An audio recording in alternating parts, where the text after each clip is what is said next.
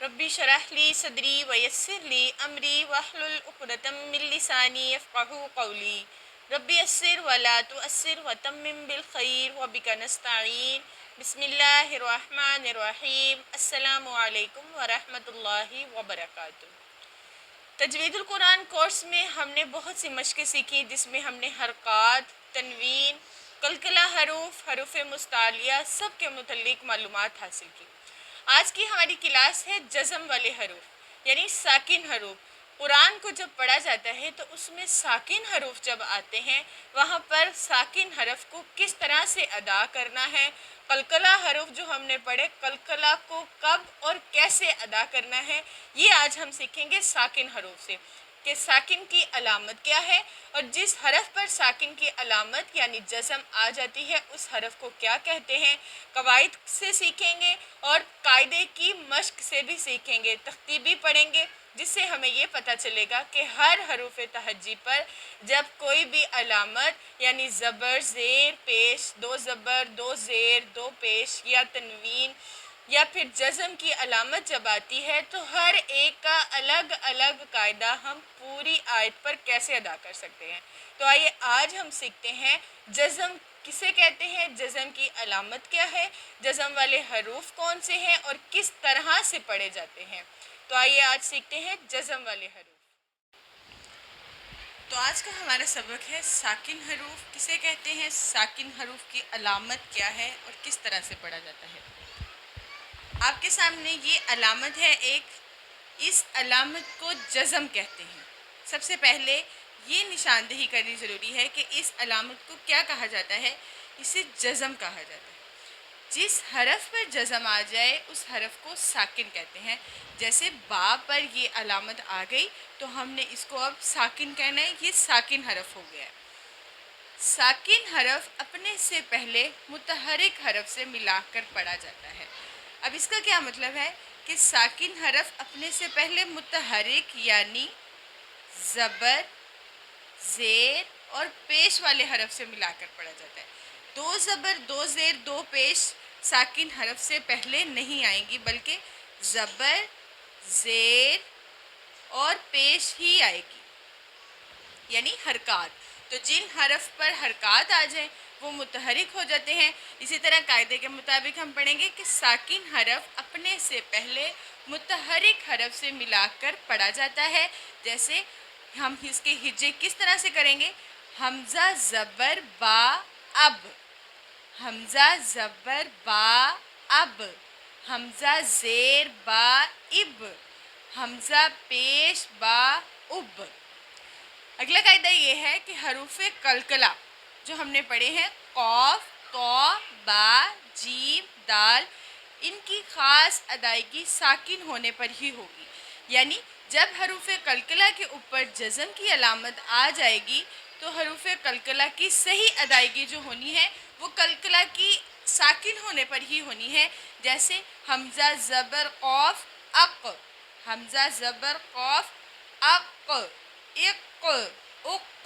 तो कलकला की अदायगी का साकिन होने पर ख़ास ख्याल रखा जाएगा कि जब कलकला हरूफ के ऊपर जज़म आ जाए, कलकला के 5 हरूफ के ऊपर जब जज़म आ जाएगी तो उनकी ख़ास अदायगी की जाएगी। जैसे अक, इक, उक। ये कलकला सिर्फ इन्हीं 5 हरूफ पर ही अदा होगा, बाकी हरूफ तहज्जी की किसी हरफ पर भी हम कलकला नहीं करेंगे। जैसे हमज़ा ज़बर दाअत हो तो हम उसको अत नहीं पढ़ सकते, यहाँ बा की जगह अगर मैं ता कर दूँ तो हम इसको अत नहीं कर सकते बल्कि अत, इत, उत इस तरह से पढ़ेंगे। तो ये जज़म वाले हरूफ के कवायद मैंने आपके सामने पेश किए कि जज़म की अलामत है ये, जिस आ जाएगी वो साकिन हो जाएगा। साकिन हरफ अपने से पहले मुतहरिक हरफ से मिलाकर पढ़ा जाता है और साकिन हरूफ के जो अदायगी है उनमें सबसे ज़्यादा ख्याल और अदायगी हरूफ कलकला का ख्याल रखना पड़ेगा कि हरूफ कलकला की साकिन होने पर अदायगी किस तरह की जाएगी, क्योंकि हरूफ कलकला का जो कलकला अदा होना है वो साकिन होने पर ही होना है और किसी कायदे पर नहीं होना। تو ہم ان کی جو مشق ہے وہ تختی سے کرتے ہیں، قاعدے سے کرتے ہیں، اور ان تمام قواعد کو اس تختی پر ہم اپلائی کریں گے کہ کیا ہم ان تمام قواعد کے مطابق ہی جزم والی تختی پڑھ رہے ہیں۔ تو آئیے ہم سیکھتے ہیں تختی سے جزم والے حروف، یعنی ساکن حروف۔ تو آئیے جزم والی تختی پڑھتے ہیں۔ اب، اب، اب، کیونکہ حروف قلقلہ کا جو حروف ہے وہ با ہے اور یہ ساکن ہے، تو ساکن ہونے پر قلقلہ خاص طریقے سے ادا کیا جائے گا اور خاص دھیان رکھا جائے گا، اور باقی حروف میں خاص فرق رکھا جائے گا۔ اب، اب، اب، آواز کو پلٹنا ہے قلقلہ کرتے وقت۔ اگلا حرف تا میں اب ہم قلقلہ نہیں کریں گے، بلکہ اس کا دھیان رکھیں گے کہ ہم اس کو کس طرح سے پڑھ رہے ہیں، کہیں یہاں پر قلقلہ تو نہیں ہو رہا۔ ات، ات، ات، اس، اس، اس۔ اگلا حرف پھر قلقلہ، اج، اج، اج، اح، اح، اح، اخ، اخ، اخ، اد، اد، اد۔ یہ آپ کو میں واضح کرتی چلوں کہ اد، اد، اد، یہ قلقلہ ہی ادا ہو رہا ہے۔ اس طرح کی آواز کسی اور حرف میں آپ نے نہیں ڈال دی۔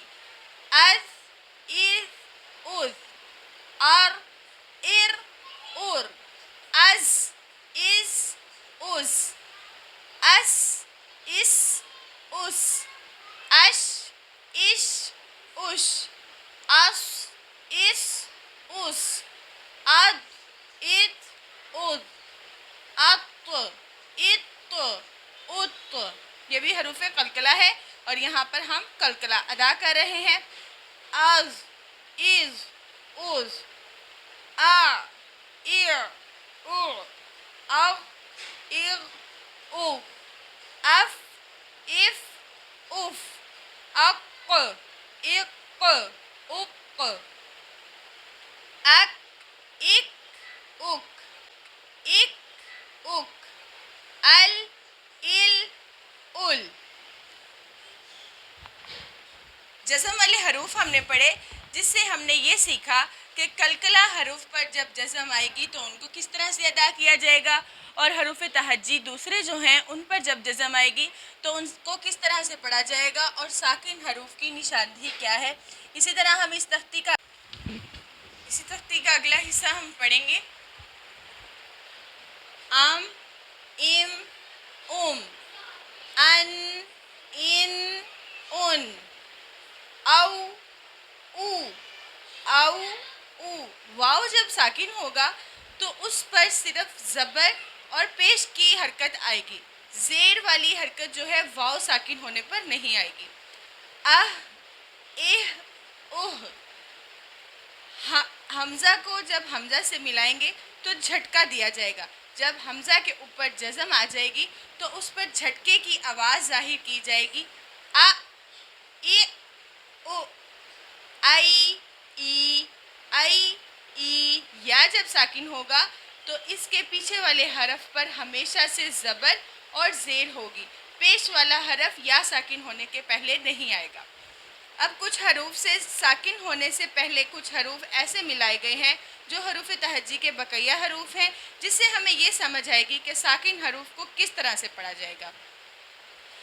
اذ، ام، ان، او، زد، ذو، ذق، دع، من، لو، عد، قد، خذ، ہم، من، کی، کن، ہب، کم، لم، قم، بل، سل، تب، قل، منہم، منکم، انتم، لکم، لہم۔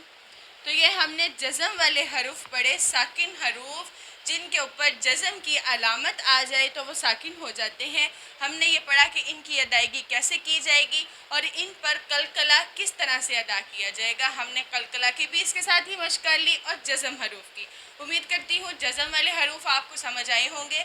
اب ہم ان کو قلقلہ کے ساتھ کس طرح سے ادا کریں گے اور باقی کے حروف جب جزم والے ہوں گے یعنی ایک مکمل آیت ساکن ہونے پر، حرکت آنے پر یا تنوین آنے پر کس طرح ادا کی جائے گی، اب ہم اگلی کلاس میں آیت بنانے کا طریقہ سیکھیں گے اور مختلف حروف کے ساتھ مختلف حروف کی ادائیگی سیکھیں گے۔